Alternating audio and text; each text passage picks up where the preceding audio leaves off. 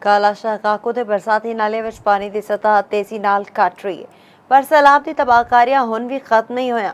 ਮੁਤਾਸਰਾ ਆਬਾਦੀਆਂ ਵਿੱਚ ਖਲੋਤਾ ਪਾਣੀ ਹੁਣ ਤੱਕ ਨਹੀਂ ਕੱਢਿਆ ਜਾ ਸਕਿਆ, ਜਿਹਦੇ ਬਾਇਸ 2 ਮਾਸੂਮ ਬੱਚਿਆਂ ਸਮੇਤ 3 ਜਣੇ ਆਪਣੀ ਜਾਨ ਗਵਾ ਬੈਠੇ। ਬਿਜਲੀ ਤੇ ਗੈਸ ਵੀ ਬੰਦ ਹੈ।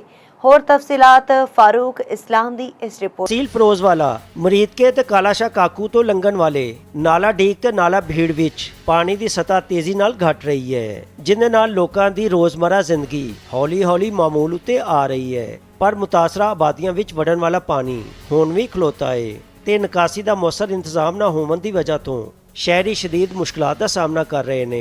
ਖਲੋਤੇ ਪਾਣੀ ਨੇ ਇੱਕ ਹੋਰ ਸਾਨੇ ਨੂੰ ਜਨਮ ਦਿੱਤਾ। ਸਿਰਫ ਇੱਕ ਦਿਨ ਵਿੱਚ ਕਾਲਾਸ਼ਾਹ ਕਾਕੂ ਤੇ ਨਾਰਗ ਮੰਡੀ ਵਿੱਚ 3 ਅਫਰਾਦ ਡੁੱਬ ਕੇ ਜਾ ਬਹਾਕ ਹੋ ਗਏ। ਮੁਤਾਸਰਾ ਇਲਾਕਿਆਂ ਦੇ ਰਹਾਇਸ਼ੀ ਆਖਦੇ ਨੇ ਕਿ ਪਾਣੀ ਦੇ ਨਿਕਾਸ ਲਈ ਹੁਣ ਤੱਕ ਕਿਸੇ ਵੀ ਸਰਕਾਰੀ ਇਦਾਰੇ ਵੱਲੋਂ ਮੁਅੱਸਰ ਅਮਲੀ ਇਕਦਾਮਾਤ ਨਹੀਂ ਕੀਤੇ ਗਏ। ਜੀ ਇਹ ਜਿਹੜਾ ਹੁਣ ਸੈਲਾਬ ਆਇਆ ਸੀ ਉਹਦੇ ਨਾਲ ਇਲਾਕੇ ਭਰ ਦੇ ਵਿੱਚ ਬਹੁਤ ਤਬਾਹੀ ਮਚੀ ਹੈ।